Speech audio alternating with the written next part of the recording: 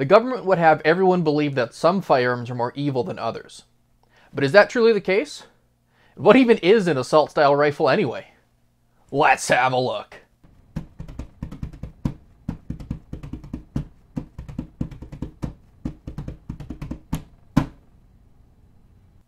Welcome back to the channel. So today we're going to be continuing our CCFR versus Canada series. This topic is going to be broken down into two halves. In the first half, I will build a definition from the ground up to really showcase what an assault-style firearm is and what it isn't. And I'll be using real-world examples for the visual learners out there. In the second half, I'll be going over the information in the case which Justice Kane would have had direct access to in order to show whether or not she made fair interpretations of the information presented to her at trial. But to start things off, we're going to begin with building our own definition. So what is an assault-style rifle? Is the government correct in saying that they're so dangerous that they exceed safe civilian limits? Or are we correct in saying that it's nothing more than a cosmetic criteria? After all, those are two radically different claims. And I think it's finally time that we set the record straight. First things first, we have to address the elephant in the room. Despite what a lot of people on the pro-gun side of the aisle will say, there is in fact such a thing as an assault rifle. Terms like assault weapon remain an undefined umbrella term, but assault rifle is not. It is a well-known criteria. And I know that'll piss a lot of people off to hear me say that, but it's true. And on this channel, we will never hide from the truth, even if we don't like what it says. But this isn't just my opinion either. It's actually a fairly well-known fact. Take Ian from the YouTube channel Forgotten Weapons. He has a video on this very topic, and he has this to say on the matter. An assault rifle is a select fire rifle. It means it can fire either semi-automatic or fully automatic or burst. Burst is a form of fully automatic that uses a detachable magazine and is chambered for an intermediate cartridge, which means something larger than a pistol cartridge but smaller than a traditional full-power rifle cartridge. Assault rifle is a legitimate term. It's a technically recognized term, and it's a term that has utility and that we do not need to just avoid using. So this term was coined originally by the Germans with the Sturmgewehr 44, Sturmgewehr 44. The MP43 is the same gun, but they renamed it the Sturmgewehr, which does translate to assault rifle. There are going to be a few people who are going to complain that it actually means storm rifle, which doesn't directly literally translate into assault necessarily, but I would point out that the Germans are not the only one to have actually used this term, and if we look to the French, we have the FAMAS, which literally stands for Fusil d'assaut, rifle of assault, made by Mas. A submachine gun, this is not an assault rifle, even if it's fully automatic, because it uses pistol ammunition. A semi-automatic rifle that meets the other two criteria, like a semi-auto AR-15, does not meet the criteria. That is not an assault rifle. A full auto, let's say AK, detachable mags, intermediate size caliber, and select fire, that does meet the definition. That is an assault rifle. So if you haven't seen that video yet, go watch it, link in the description below. But Ian has some extremely relevant and solid information on the subject. I agree with basically everything he says in it, and there's a lot more than what I just showed you here. His definition is not a one-off either, and most other reliable places you look should have this definition. So, first things first, assault-style rifles are not assault rifles. If they were, there would be no reason to have different names for them, but also because all assault-style firearms are semi-automatic firearms according to the government. So even by the government's own incorrect definition, they would not qualify as assault rifles. Now that being said, this video is not about assault rifles, it's about assault-style rifles, and about determining if they are in fact more dangerous than non-assault-style rifles. The claim by the government is that these firearms inherit their design from tactical or military designs, which is what makes them inherently more dangerous than other firearms. So if there is such a thing as an assault-style rifle, that also implies there must be such a thing as a civilian-style rifle. Which, I mean, if that alone doesn't give you an idea of just how ridiculous this term is, then you're going to be in for quite the shocker this video, I think. So what makes these two unofficial classes of firearms different? How is one design more dangerous than the other? Well, let's take a closer look at these kinds of firearms. This is my WK-180C Gen 2. Now I'll do a gun control types the favor here, and I will agree that this is an assault-style firearm. I won't even contest it. Gun Control Lobby Polisysuvia has called this an assault weapon and demanded for it to be banned. It was also on the updated ban list in Amendment G46 during C21's committee process, so the government also clearly believes that this is an assault-style firearm, which should be banned. So if this is an assault-style firearm, then what would a civilian-style firearm be? Well, if there is such a thing, it would have to be this. This is a Browning bar, a BAR. To my knowledge, no one has called for it to be banned, no one has ever called it an assault-style rifle or an assault weapon, and it was not on the G46 ban list. So if this is a semi-automatic assault-style firearm, and this is a semi-automatic civilian-style firearm, then they must be designed differently so as to make this one much more capable of harm than the other, right? Well, let's take a look at the design.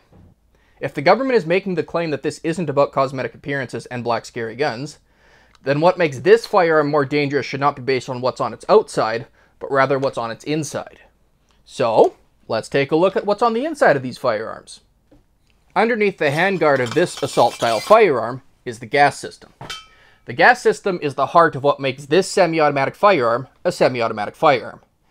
Basically, when the gun is fired, gunpowder explodes here, heads on down the barrel, gases get diverted at this gas block, they go up, they come back, they push on this piston, which cycles the bolt back, it flies to the back, it picks up a new round, it comes forward, and you're ready to go again.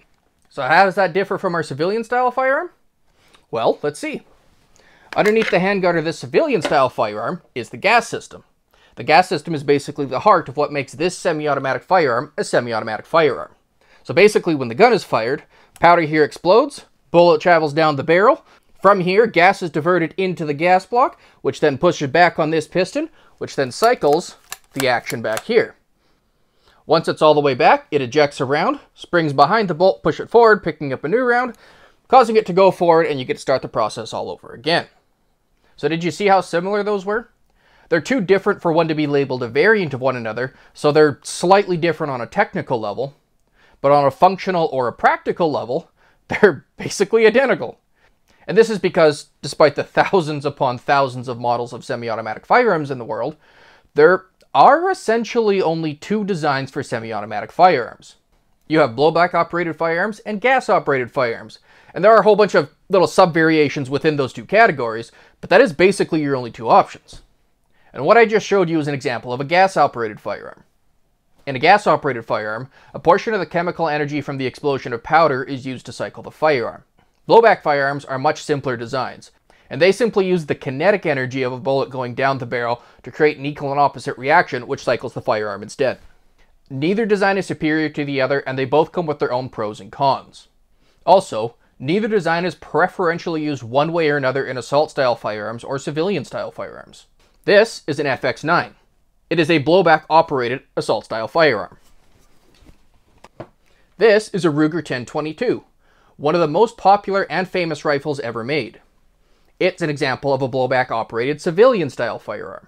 So as you can see, at least on the inside, assault-style firearms and civilian-style firearms are functionally identical in their design.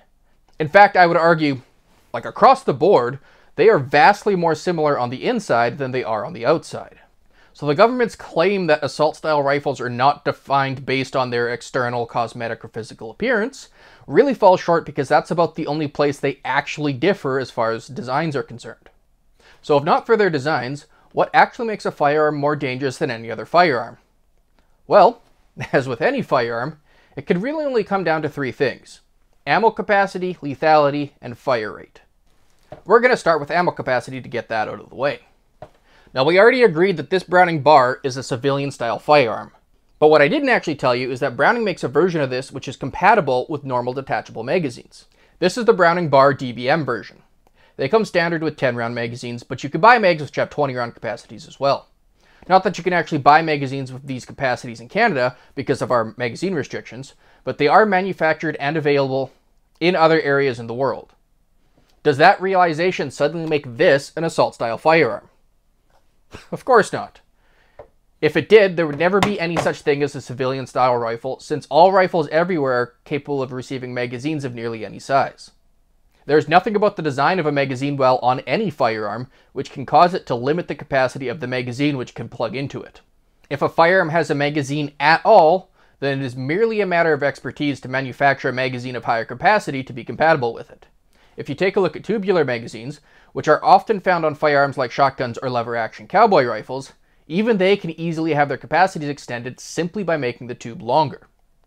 So in short, magazine capacities really have nothing to do with assault-style firearms, and this is because even our civilian-style firearms are compatible with larger capacity magazines. Such magazines are even commonly manufactured for most civilian-style rifles, despite their limited availability in Canada for legal reasons. And not only that, but if you look at assault-style firearms, this would normally be a 30-round magazine, but you can't actually have 30 rounds in Canada, so it's a 5-round pinned magazine. But they do also make much lower capacity magazines for assault-style firearms. Does this suddenly become a civilian-style rifle because it has a smaller magazine? I don't think so. So if we want to have a conversation about capacities and public safety, that's not necessarily a bad conversation to have. But it would be wholly wrong to say that compatibility with magazines of certain capacities is somehow related to the assaultiness of a firearm. It's just not. And it's certainly not even remotely the conversation the government is trying to have with their current approach to gun confiscation. So next up is lethality. In other words, how much harm do their bullets cause? And this is one area where true assault rifles and assault-style rifles are actually effectively identical.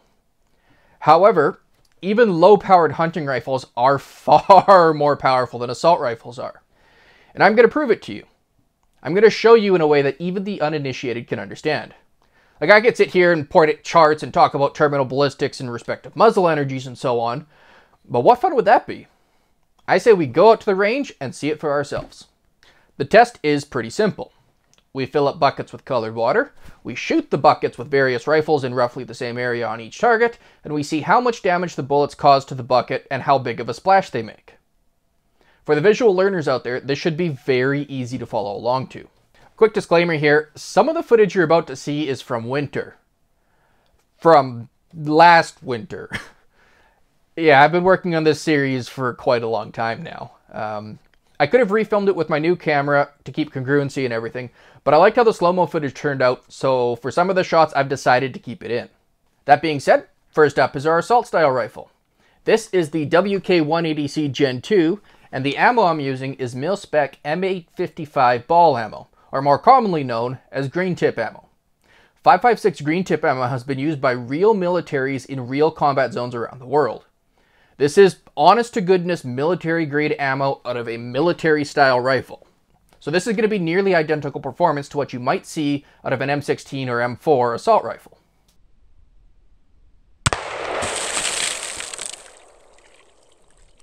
So, as you can see, even for a relatively small round, it packs a decent punch. Slow-mo shows the bullet zipping completely through the bucket and impacting the berm behind it.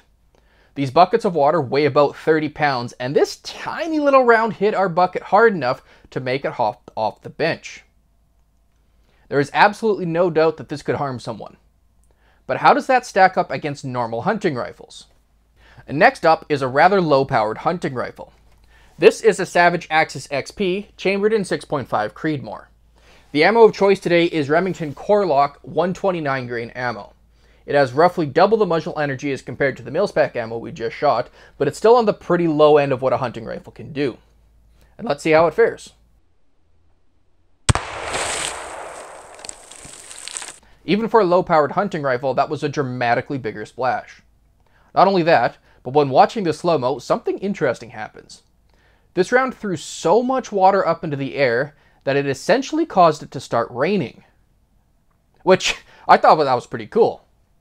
However, as powerful as that might have appeared, it's still a relatively weak hunting round.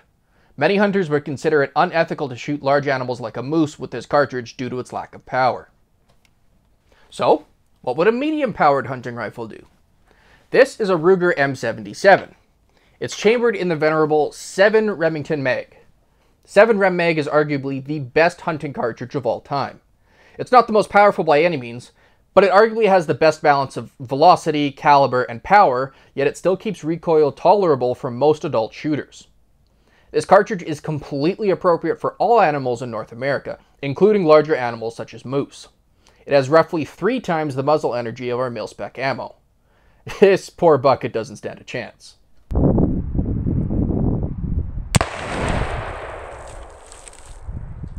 Now I moved the camera back a little here for this shot to keep it out of the splash zone, but as you can see, it completely devastated the bucket.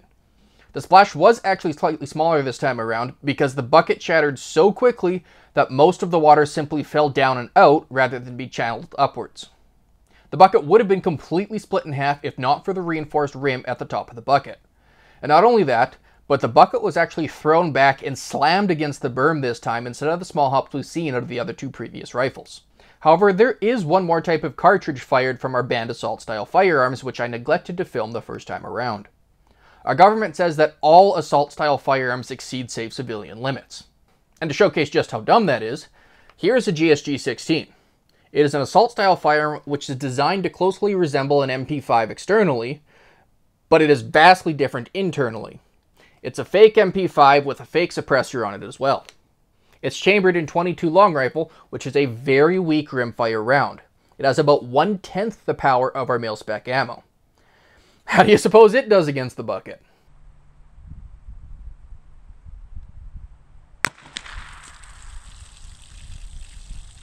I mean, I don't know what you were expecting. These are ultra low powered rifles. In fact, there are some air powered rifles in the world which are much more powerful than this. Yet despite that, hundreds of assault-style .22s somehow ended up on the ban list. The exit hole in the bucket looks kind of nasty, but that was actually caused by the fact that water is non-compressible, and the water cracked the bucket on its own. It really had nothing to do with the bullet. So as you can see, assault-style firearms do not offer increased lethality over standard hunting rifles. In fact, they are usually significantly less powerful than hunting rifles. Not only that, but I only showed you hunting on the lower end of the power spectrum. There are legitimate hunting rifles which are dramatically more powerful than even these. And this really showcases the inherent flaws of the assault style criteria. It's completely ridiculous to say that these hunting rifles are fine, but that these assault style firearms exceed safe civilian limits. Yep, that is what our government would claim. Which brings us to our last point. Fire rate. Bolt action rifles are clearly inferior to semi-automatic rifles in terms of fire rate. However, that is not the claim that is being made. The government isn't setting out to ban all semi-automatic firearms. They're only banning some semi-automatic firearms. It's also worth noting that they tried putting firearms on the G46 ban list, which are single-shot and bolt-action rifles, but that got voted down at committee. So, let's compare it. Apples to apples. A civilian-style semi-automatic rifle to an assault-style semi-automatic rifle. Does the assault-style rifle shoot any faster? Okay, first up we have our civilian-style rifle. This is a Ruger 1022. It's chambered in .22 long rifle. It's a semi-automatic. And let's see how fast it shoots.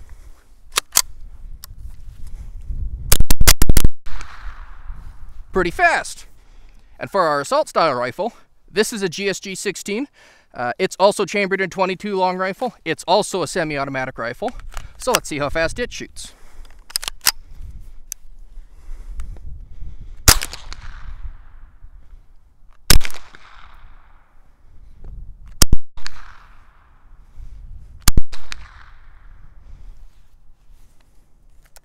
Pretty slow, right? Now you might be sitting there going, yeah, well you just shot it slower. And exactly, you are exactly correct. I did shoot it slower. I shot it slower. For a semi-automatic rifle, the fire rate is controlled by the user. It's controlled by my finger. It's not controlled by the design of the rifle. It has nothing to do with the functionality of the rifle. It's entirely up to me and how fast I want to shoot it. Which means I can shoot it as fast or as slow as I want. Or I can shoot it anywhere in between. I'm out of ammo.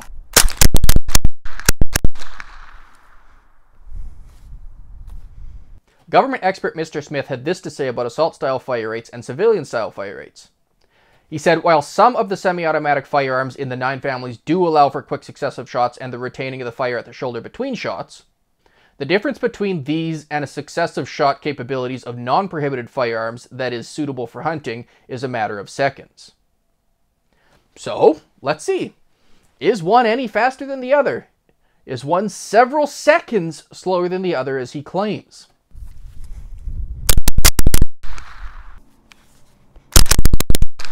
So as you can see, Any claim that assault-style firearms can fire faster than civilian-style firearms is just nonsense.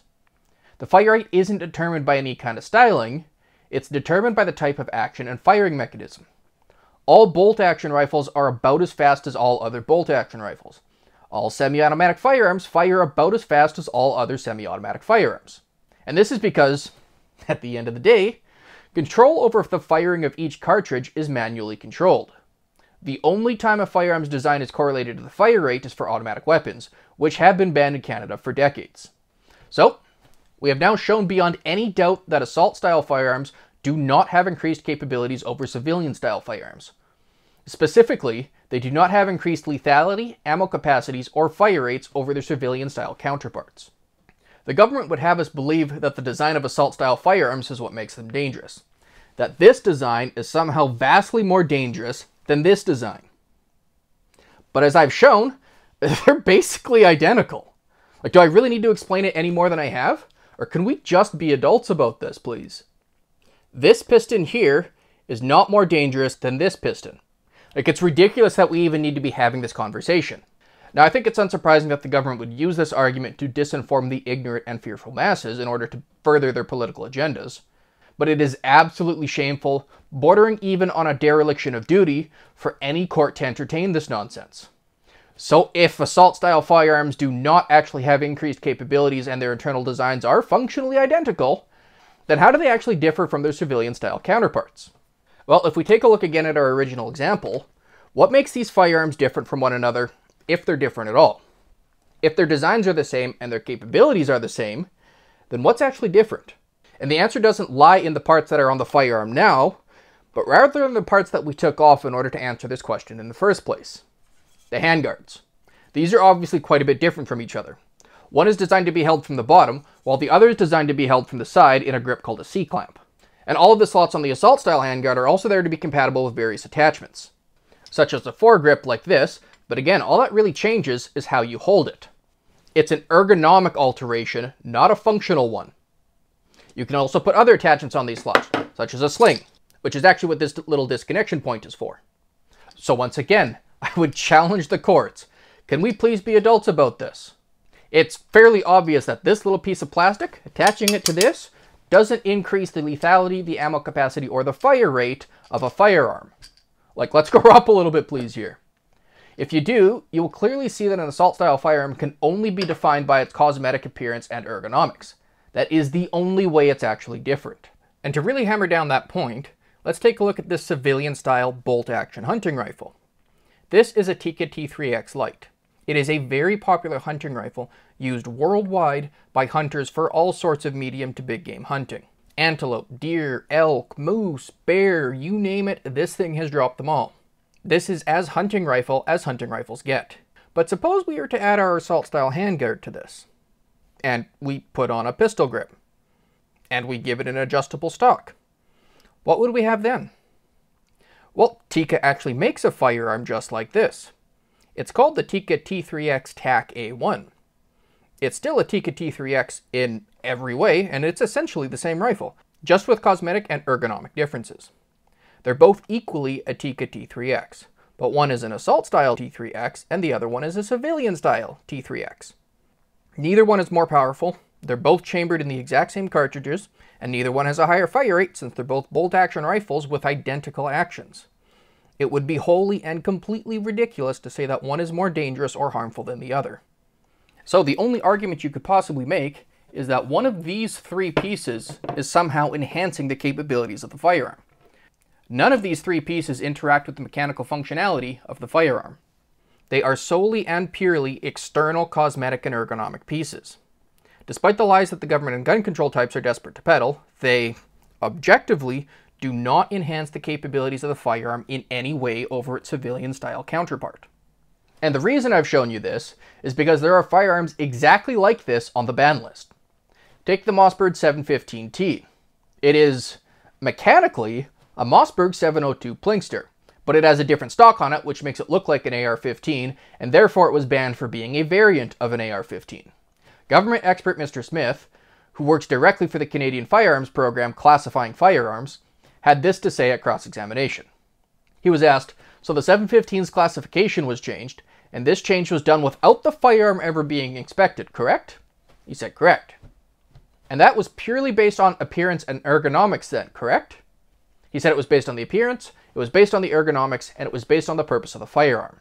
He then went on to very clearly say it wasn't based on any mechanical similarities because there is no requirement for them to be mechanically similar in order to be declared a variant of an assault-style firearm, and that there are many examples in the regulations of this.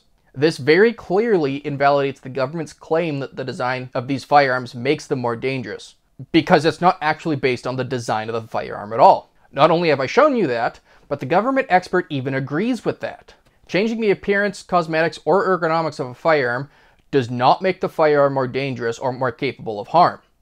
It just doesn't. Period. Full stop. End of story. It's so infuriating and frustrating that we're even having this conversation. Again, I get it in the media or when you hear it from politicians, since lies are kind of the way of the world for them, but the fact that the courts even entertained this conversation, let alone actually ruled in favor of the government for bringing it up, just makes me completely lose any semblance of faith that I had in the courts. Now, if you're a gun control type, this argument may not be enough to dissuade your beliefs. For some reason, gun control has become an emotional and polarizing topic, which tends to make people blind to reason. So to bring the animosity down and to restore some sanity to the conversation, I'm going to demonstrate this point again by talking about another category of weapons which are highly analogous to firearm ownership in the light of the claims towards public safety. Knives. Knives are analogous to guns for a couple of reasons. Not only is it a tool which is used by criminals to hurt people, but it is also something that many people would realistically not like to see banned, since many individuals use them regularly and safely for all sorts of legal purposes. A claim which is often stated by us firearm owners about our guns. On top of that, knife violence is much more common in Canada than gun violence. So because of how much overlap these conversations have, it's sensible to make this comparison to prove the irrationality of this kind of gun control. So let's get started. This is a kitchen knife. There really isn't anything more basic than this. Knives like these are used all over the world every day by people from all walks of life. Could this be used to hurt someone? Sure. Is it an assault knife? Absolutely not. This is a hunting knife. This is used by people all over the world from all walks of life for all sorts of outdoor activities, from camping, hunting, fishing, farming, you name it, 1,000,001 uses in the right hands. And bonus points if you know what this little hook is for. Could it be used to hurt someone? Certainly. Is it an assault knife? No, it's not. This is a military-style knife. This particular one attempts to emulate the Glock M78 knife, as well as maybe the Kabar knife. Militaries all over the world have used knives like this for various applications over the years. Could this be used to hurt somebody? Absolutely it could. Is it an assault knife? No, actually this is not an assault knife. And that answer might surprise people.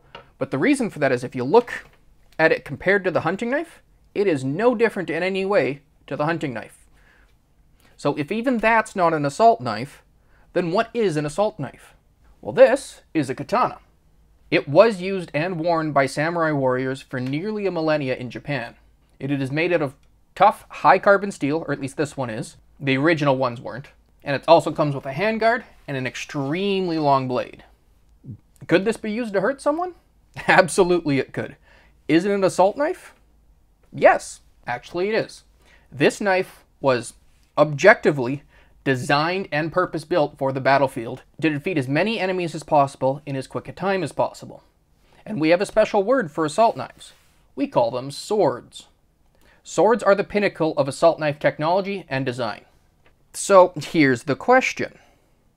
If this is a sword, and all of these are knives, then what's this?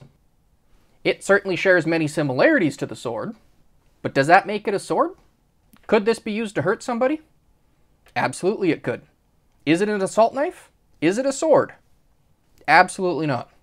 Despite its similarities to the sword, it wholly lacks the capabilities and characteristics required to make it a sword.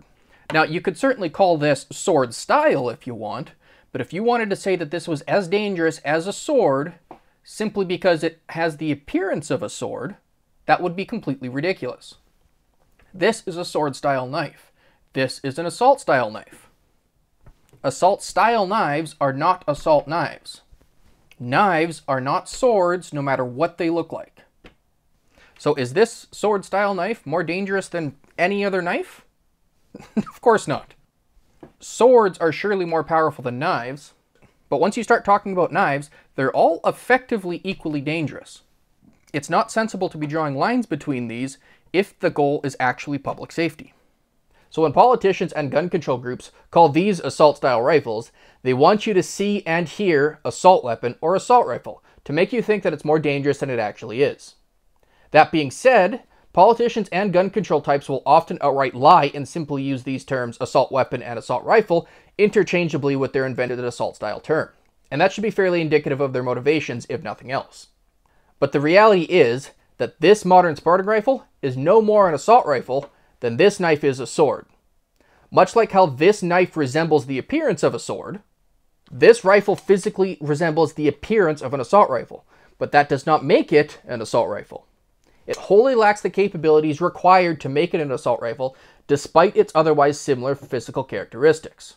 And that isn't to say that this knife isn't dangerous or that this assault-style rifle isn't dangerous, but they are no more dangerous than any other kind of knife or any other kind of semi-automatic rifle.